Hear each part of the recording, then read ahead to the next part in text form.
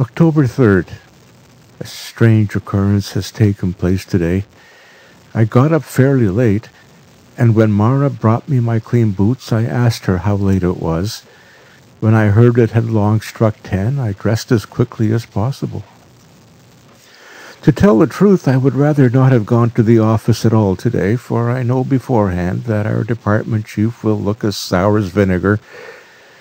For some time past, he's been in the habit of saying to me, "Look here, my friend, there's something wrong with your head. You often rush about as though you were possessed. Then you make such confused abstracts out of the documents that the devil himself cannot make them out. You write the title without any capital letters, and add neither the date nor the docket number. The long-legged scoundrel! He's certainly envious of me, because I sit in the director's workroom and mend His Excellency's pens. In a word, I should not have gone to the office if I'd not hoped to meet the accountant and perhaps squeeze a little advance out of this skinflint. A terrible man, this accountant. As for his advancing one's salary once in a way, you might sooner expect the skies to fall. You may beg and beseech him, and be on the very verge of ruin, this grey devil won't budge an inch. At the same time, his own cook at home, as all the world knows, boxes his ears. I really don't see what good one gets by serving in our department. There are no plums there. In the fiscal and judicial offices, it's quite different. There, some ungainly fellow sits in a corner and writes and writes. He has such a shabby coat and such an ugly mug that one would like to spit on both of them. But you should see what a splendid country house he has rented. He would not condescend to accept a gilt porcelain cup as a present. "You can give that to your family doctor," he would say. Nothing less than a pair of chestnut horses, a fine carriage, or a beaver fur coat worth 300 roubles would be good enough for him. And yet he seems so mild and quiet, and asks so amiably, "Please lend me your penknife. I wish to mend my pen." Nevertheless, he knows how to scarify a petitioner till he has hardly a whole stitch left on his body. In our office, it must be admitted, everything is done in a proper and gentlemanly way. There's more cleanliness and elegance than one will ever find in government offices. The tables are mahogany, and everyone is addressed as "Sir." And truly, were it not for this official propriety, I should long ago have sent in my resignation. I put on my old cloak and took my umbrella, as a light rain was falling.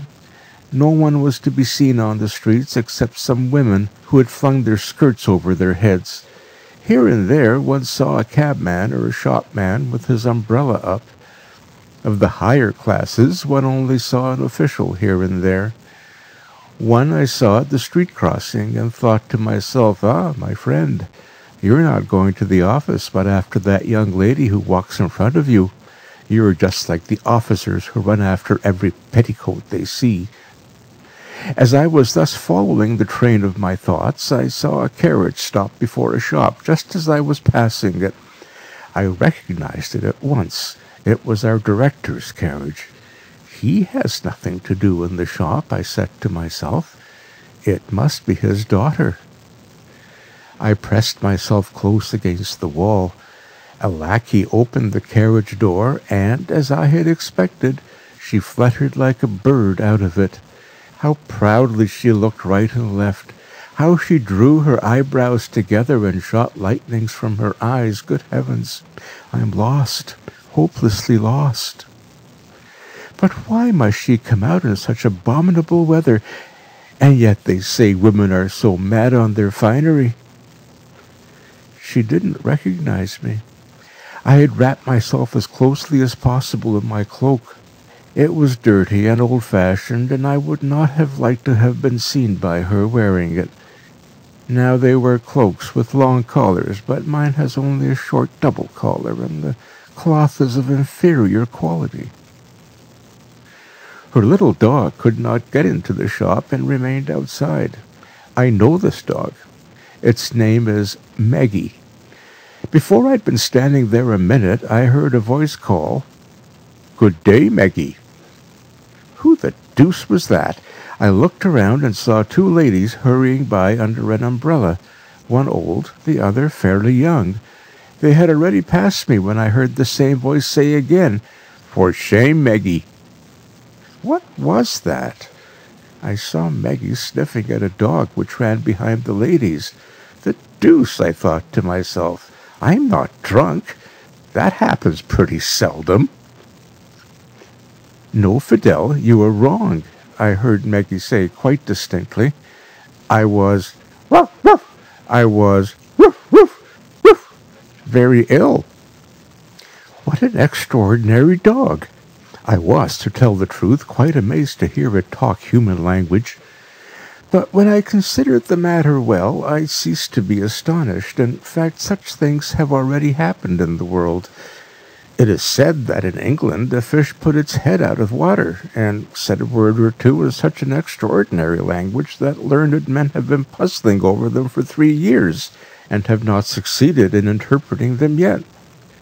I also read in the paper of 2 cows who entered a shop and asked for a pound of tea. Meanwhile, what Meggie went on to say seemed to me still more remarkable. She added, "I wrote to you lately, Fidel. Perhaps Polkan did not bring you the letter." Now, I'm willing to forfeit a whole month's salary if I ever heard of dogs writing before. This has certainly astonished me. For some little time past I hear and see things which no other man has heard and seen. I will, I thought, follow that dog in order to get to the bottom of the matter. Accordingly, I opened my umbrella and went after the 2 ladies. They went down Bean Street, turned through Citizen Street and Carpenter Street, and finally halted on the Cuckoo Bridge before a large house. I know this house. It is Sverkoff's. What a monster he is! What sort of people live there? How many cooks? How many bagmen? There are brother officials of mine also. They're packed on each other like herrings, and I have a friend there, a fine player on the cornet. The ladies mounted to the 5th story. Very good, thought I. I will make a note of the number in order to follow up the matter at the first opportunity. October 4th. Today is Wednesday, and I was, as usual, in the office. I came early on purpose, sat down, and mended all the pens. Our director must be a very clever man. The whole room is full of bookcases. I read the titles of some of the books. They were very learned, beyond the comprehension of people of my class, and all in French and German. I look at his face, see how much dignity there is in his eyes. I never hear a single superfluous word from his mouth, except that when he hands over the documents, he asks, "What sort of weather is it?" No, he is not a man of our class. He is a real statesman. I have already noticed that I am a special favorite of his. If now his daughter also, what folly! Let me say no more about it. I have read the Northern Bee. What foolish people the French are! By heavens, I should like to tackle them all and give them a thrashing. I have also read a fine description of a ball given by a landowner of Kursk. The landowners of Kursk write a fine style. Then I noticed that it was already 12:30, and the director had not yet left his bedroom. But about 1:30 something happened which no pen can describe. The door opened. I thought it was the director. I jumped up with my documents from the seat, and then she herself came into the room. Ye saints, how beautifully she was dressed! Her garments were whiter than a swan's plumage. Oh, how splendid! A sun, indeed, a real sun. She greeted me and asked, "Has not my father come yet?" Oh, what a voice! A canary bird! A real canary bird! "Your Excellency," I wanted to exclaim, "don't have me executed, but if it must be done, then kill me rather with your own angelic hand." But God knows why I could not bring it out, so I only said, "No, he has not come yet." She glanced at me, looked at the books, and let her handkerchief fall. Instantly I started up, but slipped on the infernal polished floor and nearly broke my nose. Still, I succeeded in picking up the handkerchief. Ye heavenly choirs, what a handkerchief, so tender and soft, of the finest cambric. It had the scent of a general's rank. She thanked me and smiled so amiably that her sugar lips nearly melted. Then she left the room. After I'd sat there about an hour, a flunky came in and said, "You can go home, Mr. Ivanovitch. The director has already gone out." I cannot stand these lackeys. They hang about the vestibules and scarcely vouchsafe to greet one with a nod. Yes, sometimes it is even worse. Once one of these rascals offered me a snuff-box without even getting up from his chair. "Don't you know, then, you country bumpkin, that I'm an official and of aristocratic birth?" This time, however, I took my hat and overcoat quietly. These people naturally never think of helping one on with it. I went home, lay a good while on the bed, and wrote some verses in my note. "'Tis an hour since I saw thee, and it seems a whole long year. If I loathe my own existence, how can I live on, my dear?" I think they're by Pushkin.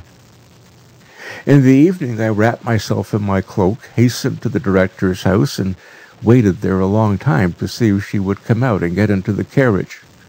I only wanted to see her once, but she did not come. November 6th. Our chief clerk has gone mad.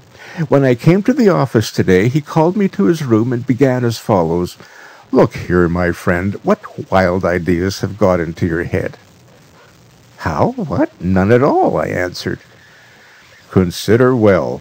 You are already past 40. It is quite time to be reasonable. What do you imagine? Do you think I don't know all your tricks? Are you trying to pay court to the director's daughter? Look at yourself and realize what you are. A nonentity, nothing else. I would not give a kopeck for you. Look well in the glass. How can you have such thoughts with such a caricature of a face?" May the devil take him! Because his own face has a certain resemblance to a medicine bottle, because he has a curly bush of hair on his head, and sometimes combs it upwards, and sometimes plasters it down in all kinds of queer ways, he thinks that he can do everything. I know well. I know why he's angry with me. He is envious. Perhaps he's noticed the tokens of favor which have been graciously shown me. But why should I bother about him? A councillor! What sort of important animal is that? He wears a gold chain with his watch, buys himself boots at 30 roubles a pair. May the deuce take him! Am I a tailor's son or some other obscure cabbage? I am a nobleman. I can also work my way up. I'm just 42, an age when a man's real career generally begins. Wait a bit, my friend. I too may get to a superior's rank, or perhaps, if God is gracious, even to a higher one. I shall make a name which will far outstrip yours. You think there are no able men except yourself? I only need to order a fashionable coat and wear a tie like yours, and you would be quite eclipsed. But I have no money. That is the worst part of it. November 8th. I was at the theatre. The Russian House Fool was performed. I laughed heartily. There was also a kind of musical comedy which contained amusing hits at barristers. The language was very broad. I wonder the censor passed it. In the comedy, lines occur which accuse the merchants of cheating. Their sons are set to lead immoral lives and to behave very disrespectfully toward the nobility. The critics also are criticized. They are said only to be able to find fault, so that authors have to beg the public for protection. Our modern dramatists certainly write amusing things. I'm very fond of the theatre. If I have only a kopeck in my pocket, I always go there. Most of my fellow officials are uneducated boors, and they never enter a theater unless one throws free tickets at their head. One actress sang divinely. I thought also of, but silence. November 9th. About 8 o'clock, I went to the office. The chief clerk pretended not to notice my arrival. I, for my part, also behaved as though he were not in existence. I read through and collated documents. About 4 o'clock, I left. I passed by the director's house, but no one was to be seen. After dinner, I lay for a good while on the bed. November 11th.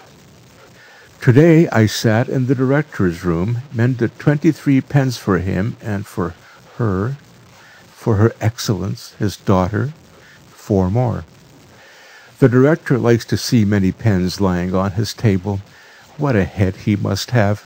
He continually wraps himself in silence, but I don't think the smallest trifle escapes his eye. I should like to know what he's generally thinking of, what is really going on in this brain. I should like to get acquainted with the whole manner of life of these gentlemen, and get a closer view of their cunning courtiers' arts, and all the activities of these circles.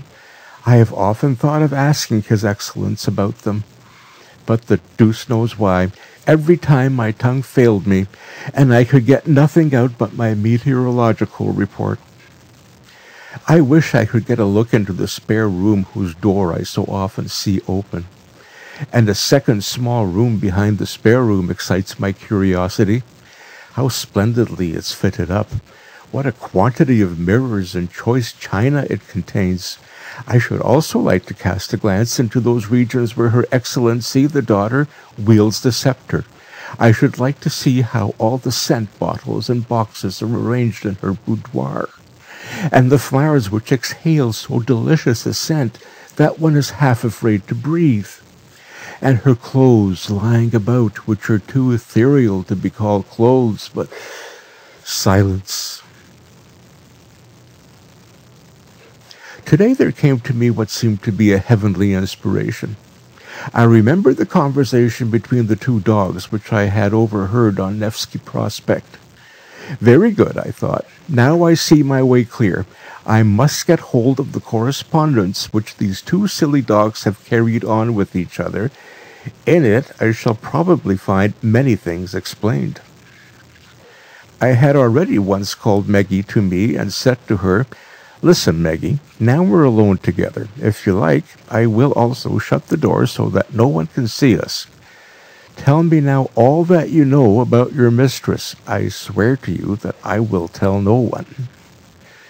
But the cunning dog drew in its tail, ruffled up its hair, and went quite quietly out of the door, as though it had heard nothing. I'd long been of the opinion that dogs are much cleverer than men. I also believed that they could talk, and that only a certain obstinacy kept them from doing so. They are especially watchful animals, and nothing escapes their observation. Now, cost what it may, I will go tomorrow to Sverkov's house in order to ask after Fidel, and if I have luck, to get hold of all the letters which Meggie has written to her. November 12th. Today, about 2 o'clock in the afternoon, I started, in order, by some means or other, to see Fidel and question her. I cannot stand this smell of sauerkraut which assails one's olfactory nerves from all the shops in Citizen Street. There also exhales such an odor from under each house door that one must hold one's nose and pass by quickly. There ascends also so much smoke and soot from the artisan shops that it's almost impossible to get through it. When I'd climbed up to the 6th story and had rung the bell, a rather pretty girl with a freckled face came out. I recognized her as the companion of the old lady. She blushed a little and said, "What do you want?" "I want to have a little conversation with your dog." She was a simple-minded girl, as I saw at once. The dog came running and barking loudly. I wanted to take hold of it, but the abominable beast nearly got hold of my nose with its teeth. but in a corner of the room I saw its sleeping basket. Ah, that was what I wanted.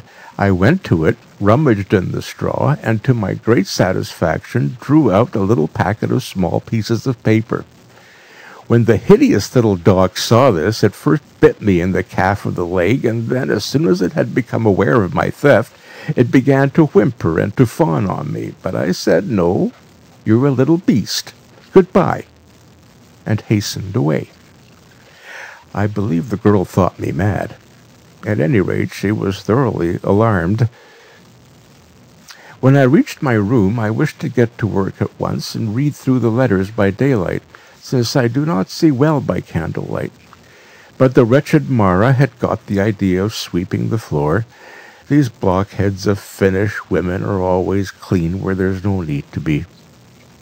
I then went for a little walk and began to think over what had happened. Now at last I could get to the bottom of all the facts, ideas, and motives. These letters would explain everything. Dogs are clever fellows. They know all about politics, and I will certainly find in the letters all I want, especially the character of the director and all his relationships. And through these letters I will get information about her who... But silence. Towards evening I came home and lay for a good while on the bed. November 13th. Now let us see. The letter is fairly legible, but the handwriting is somewhat doggish.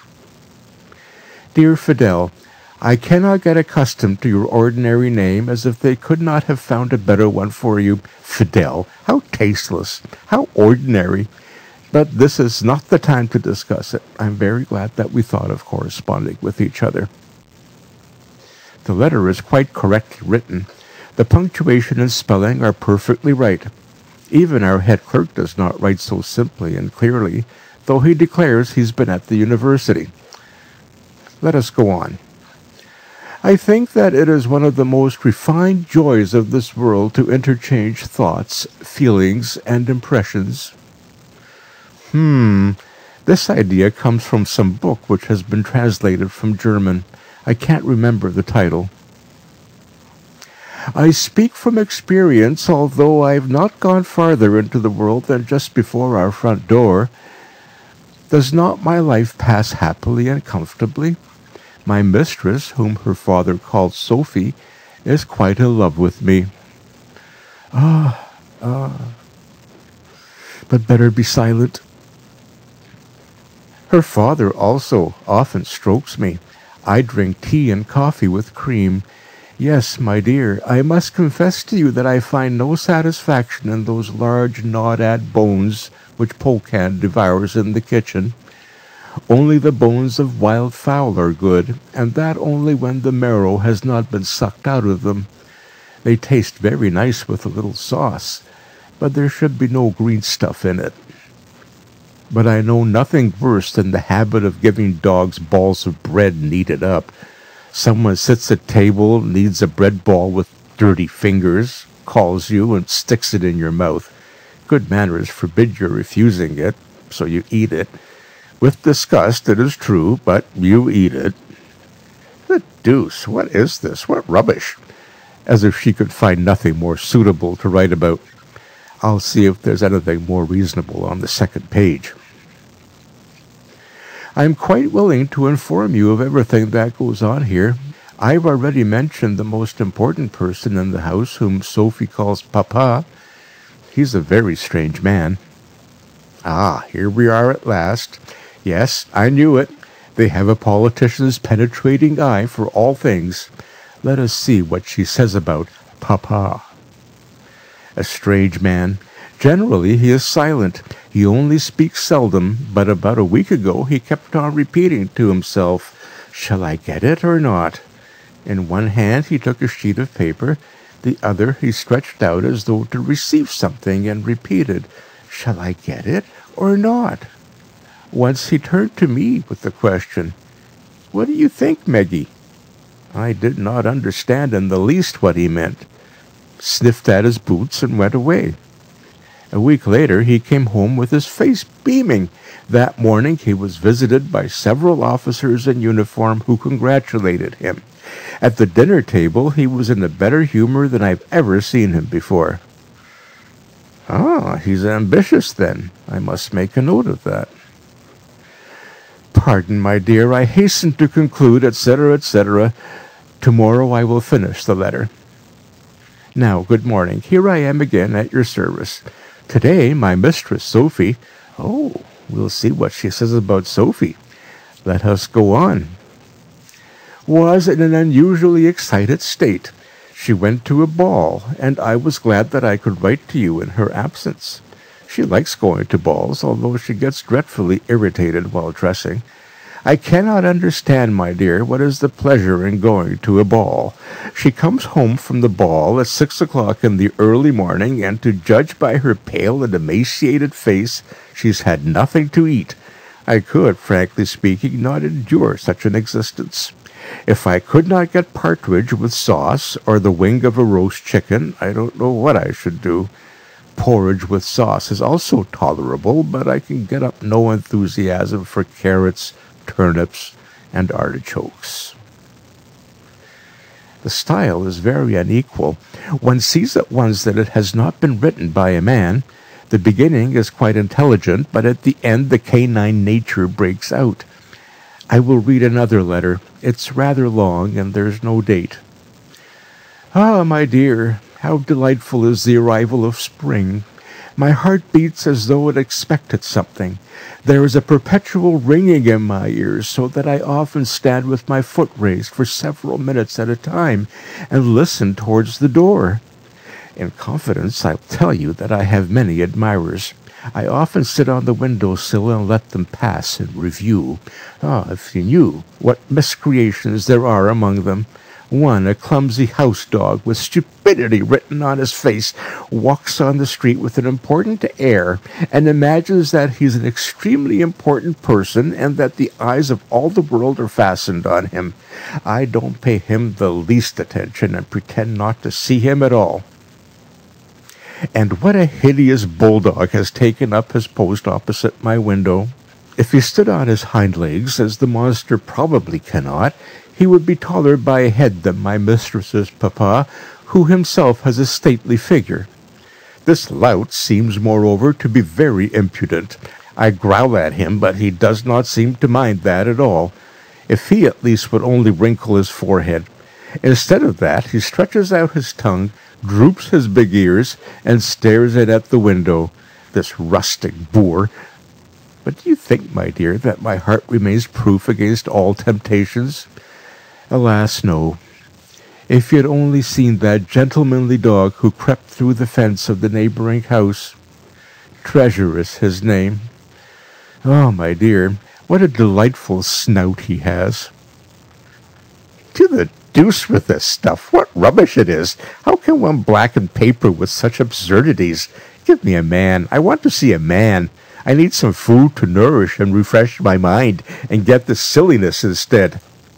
I will turn the page to see if there's anything better on the other side. Sophie sat at the table and sewed something. I looked out of the window and amused myself by watching the passers-by. Suddenly a flunkey entered and announced a visitor, Mr. Teploff. "Show him in," said Sophie, and began to embrace me. "Ah, Meggie, Meggie, do you know who that is? He's dark and belongs to the royal household. And what eyes he has, dark and brilliant as fire." Sophie hastened into her room. A minute later, a young gentleman with black whiskers entered. He went to the mirror, smoothed his hair, and looked around the room. I turned away and sat down in my place. Sophie entered and returned his bow in a friendly manner. I pretended to observe nothing and continued to look out of the window, but I leant my head a little on one side to hear what they were talking about. Oh, my dear, what silly things they discussed! How a lady executed the wrong figure in dancing, how a certain Boboff with his expensive shirt frill had looked like a stork and nearly fallen down, how a certain Ladina imagined she had blue eyes when they were really green, etc. I do not know, my dear, what special charm she finds in her Mr. Teploff, and why she is so delighted with him. It seems to me, myself, that there's something wrong here. It is impossible that this Teploff should bewitch her. We will see further. If this gentleman of the household pleases her, then she must also be pleased, according to my view, with that official who sits in her papa's waiting room. Oh, my dear, if you knew what a figure he is, a regular tortoise. What official does she mean?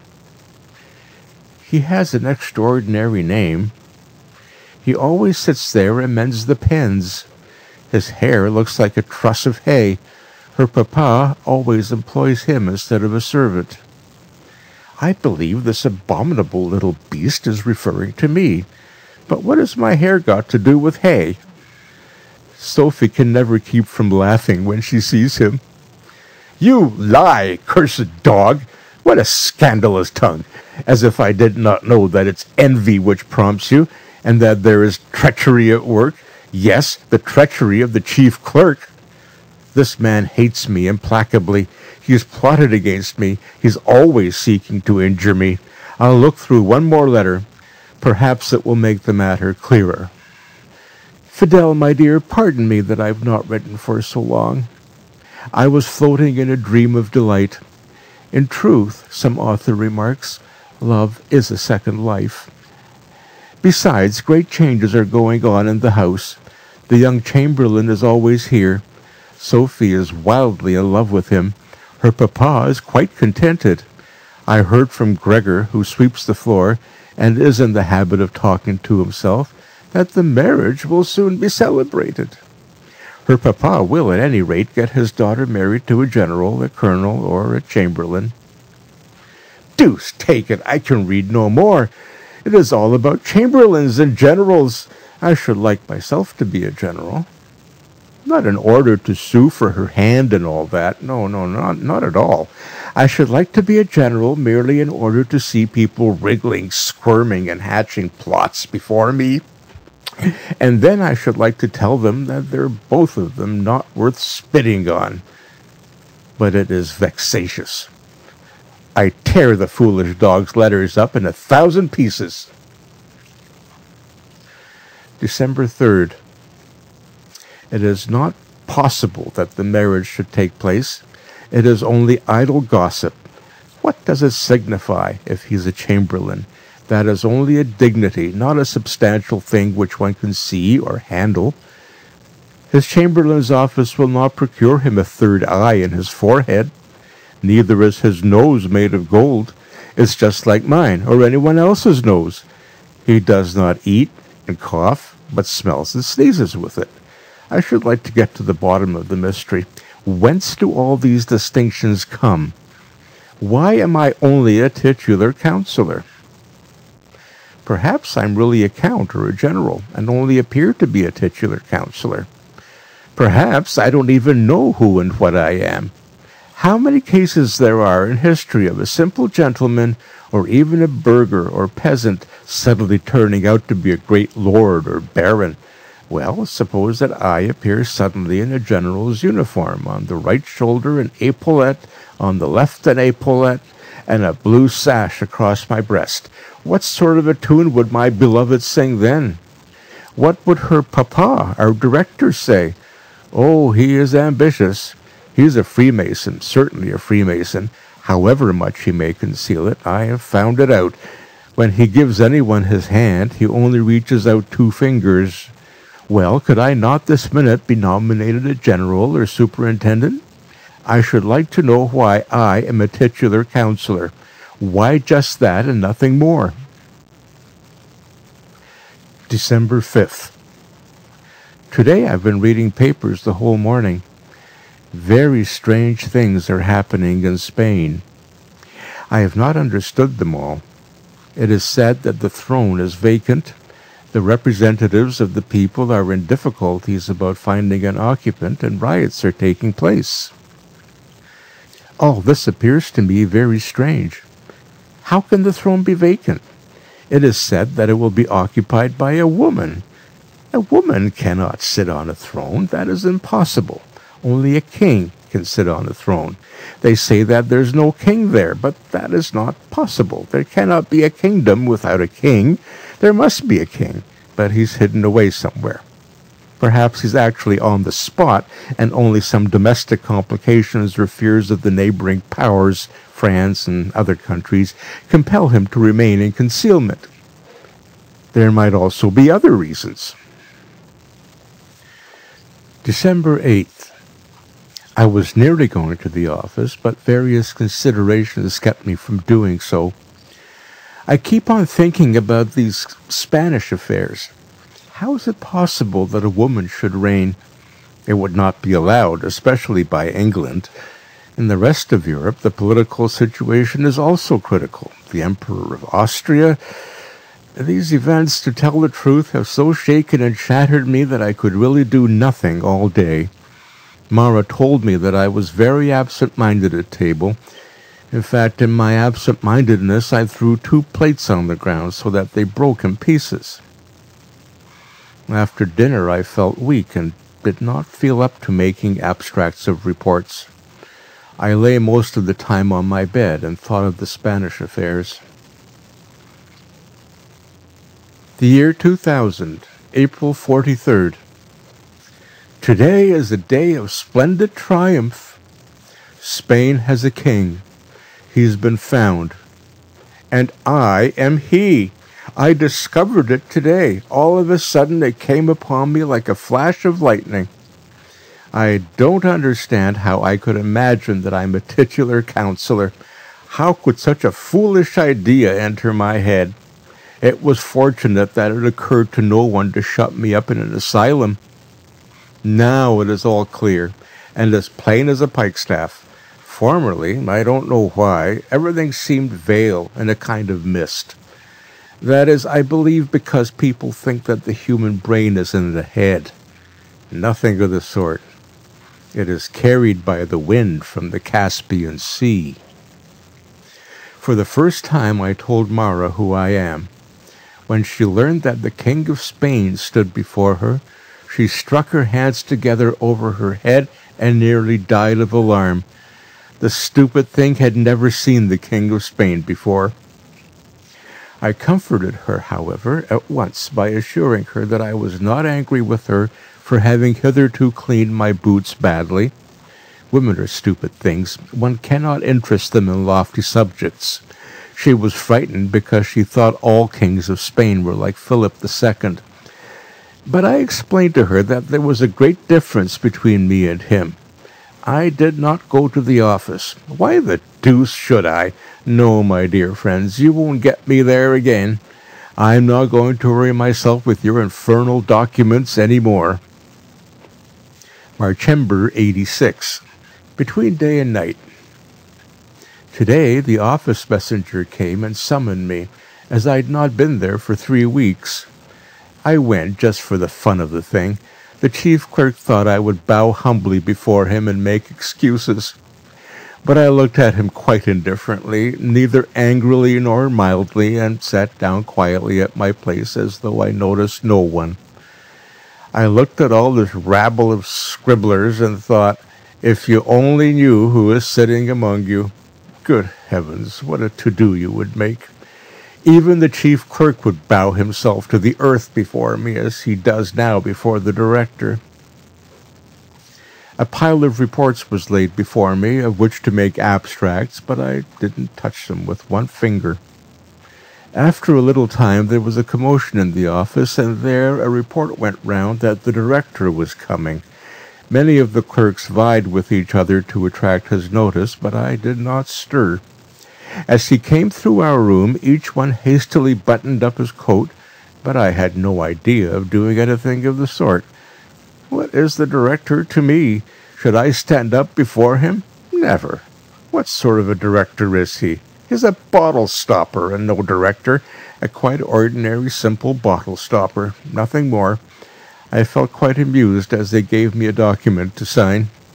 They thought I would simply put down my name, so-and-so clerk. Why not? But at the top of the sheet, where the director generally writes his name, I inscribed Ferdinand the Eighth. in bold characters. You should have seen what a reverential silence ensued. But I made a gesture with my hand and said, "Gentlemen, no ceremony, please." Then I went out and took my way straight to the director's house. He was not at home. The flunky wanted not to let me in, but I talked to him in such a way that he soon dropped his arms. I went straight to Sophie's dressing room. She sat before the mirror. When she saw me, she sprang up and took a step backwards, but I did not tell her that I was the King of Spain. But I did tell her that a happiness awaited her, beyond her power to imagine, and that in spite of all our enemies' devices, we should be united. That was all which I wished to say to her, and I went out. Oh, what cunning creatures these women are! Now I've found out what woman really is. Hitherto no one knew whom a woman really loves. I am the first to discover it. She loves the devil. Yes, joking apart, learned men write nonsense when they pronounce that she is this and that. She loves the devil, that is all. You see a woman looking through her lorgnette from a box in the front row. One thinks she is watching that stout gentleman who wears an order. Not a bit of it. She's watching the devil who stands behind his back. He's hidden himself there and beckons to her with his finger, and she marries him. Actually, she marries him. That is all ambition. And the reason is that there is under the tongue a little blister in which there is a little worm the size of a pin's head. And this is constructed by a barber in Bean Street. I don't remember his name at the moment, but so much is certain that, in conjunction with a midwife, he wants to spread Mohammedanism all over the world, and that in consequence of this, a large number of people in France have already adopted the faith of Islam. No date. The day had no date. I went for a walk incognito on the Nevsky Prospect. I avoided every appearance of being the King of Spain. I felt it below my dignity to let myself be recognized by the whole world, since I must first present myself at court.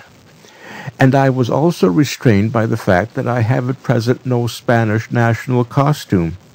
If I could only get a cloak. I tried to have a consultation with the tailor, but these people are real asses. Moreover, they neglect their business, dabble in speculation, and have become loafers. I'll have a cloak made out of my new official uniform, which I've only worn twice. But to prevent this botcher of a tailor spoiling it, I will make it myself with closed doors, so that no one sees me. Since the cut must be altogether altered, I have used the scissors myself. I don't remember the date, and the devil knows what month it was. The cloak is quite ready. Mara exclaimed aloud when I put it on. I will, however, not present myself at court yet. The Spanish deputation has not yet arrived. It would not be befitting if I appeared without them. My appearance would be less imposing. From hour to hour, I expect them. The first. The extraordinary long delay of the deputies in coming astonishes me. What can possibly keep them? Perhaps France has a hand in the matter. It is certainly hostilely inclined. I went to the post office to inquire whether the Spanish deputation had come. The postmaster is an extraordinary blockhead who knows nothing. "No," he said to me, "there's no Spanish deputation here, but if you want to send them a letter, we will forward it at the fixed rate." The deuce!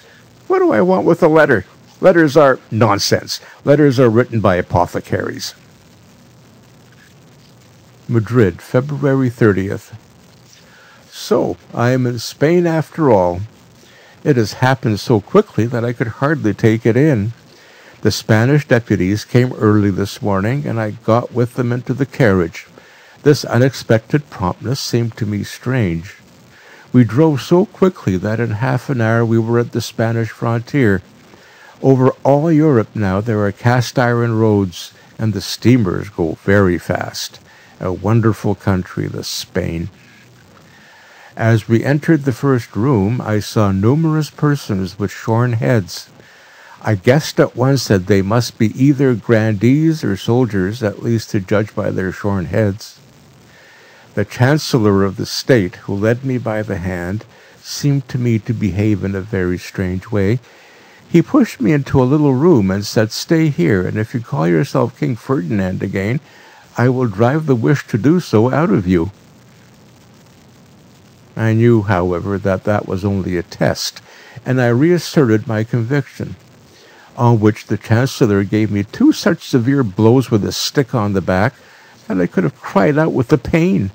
But I restrained myself, remembering that this was a usual ceremony of old-time chivalry, when one was inducted into a high position, and in Spain the laws of chivalry prevail up to the present day. When I was alone, I determined to study state affairs. I discovered that Spain and China are one and the same country, and it is only through ignorance that people regard them as separate kingdoms. I advise everyone urgently to write down the word Spain on a sheet of paper. He will see that it is quite the same as China. But I feel much annoyed by an event which is about to take place tomorrow, for at 7 o'clock the earth is going to sit on the moon. This is foretold by the famous English chemist Wellington. To tell the truth, I often felt uneasy when I thought of the excessive brittleness and fragility of the moon. The moon is generally repaired in Hamburg, and very imperfectly. It's done by a lame cooper, an obvious blockhead who has no idea how to do it. He took wax thread and olive oil, hence that pungent smell over all the earth which compels people to hold their noses. And this makes the moon so fragile that no men can live on it, but only noses. Therefore we cannot see our noses, because they're on the moon. When I now pictured to myself how the earth, that massive body, would crush our noses to dust if it sat on the moon, I became so uneasy that I immediately put on my shoes and stockings and hastened into the council hall to give the police orders to prevent the earth sitting on the moon.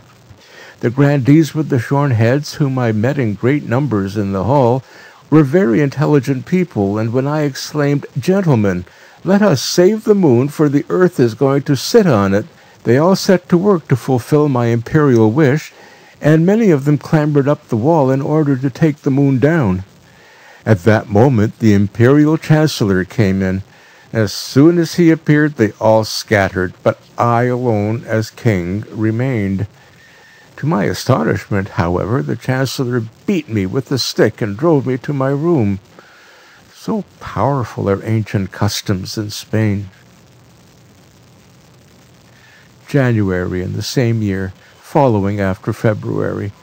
I could never understand what kind of country this Spain really is. The popular customs and rules of court etiquette are quite extraordinary. I do not understand them at all. Today my head was shorn, although I exclaimed as loudly as I could that I did not want to be a monk. What happened afterwards, when they began to let cold water trickle on my head, I do not know. I have never experienced such hellish torments. I nearly went mad, and they had difficulty in holding me. The significance of this strange custom is entirely hidden from me. It's a very foolish and unreasonable one. Nor can I understand the stupidity of the kings who have not done away with it before now.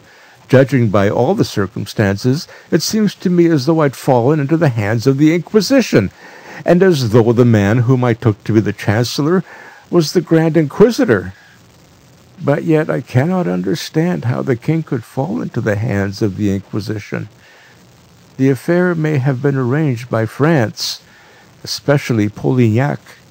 He's a hound, that Polignac. He's sworn to compass my death, and now he's hunting me down. But I know, my friend, that you're only a tool of the English. They are clever fellows, and have a finger in every pie. All the world knows that France sneezes when England takes a pinch of snuff. The 25th. Today the Grand Inquisitor came into my room. When I heard his steps in the distance, I hid myself under a chair. When he did not see me, he began to call.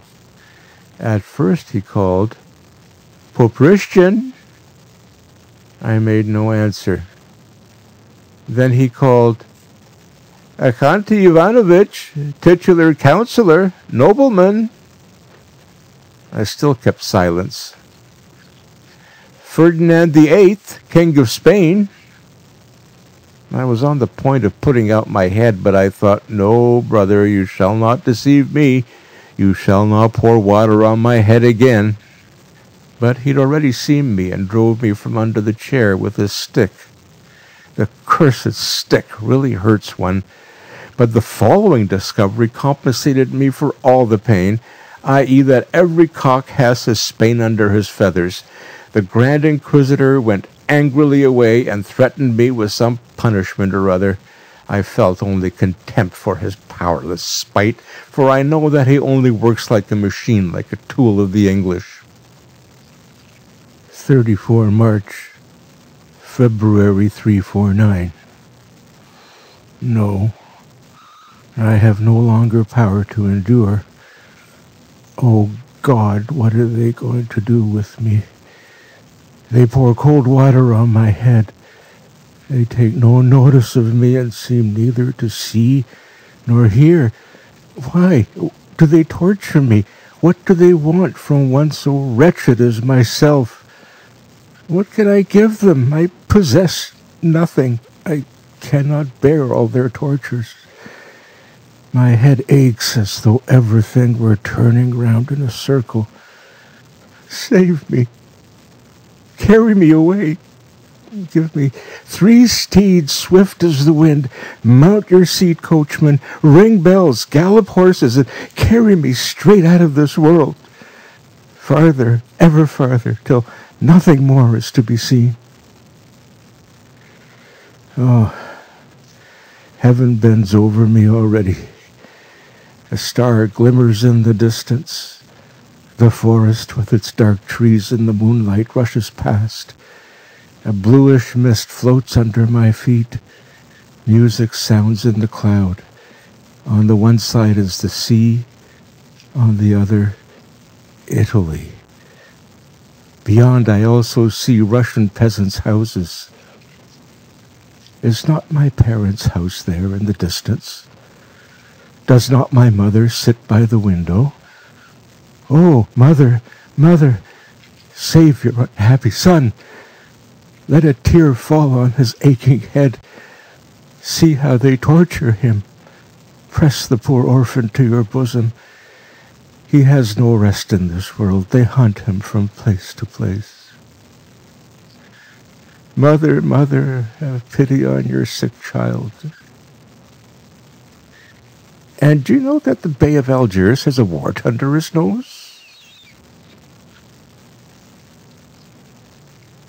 End of Memoirs of a Madman by Nikolai Gogol.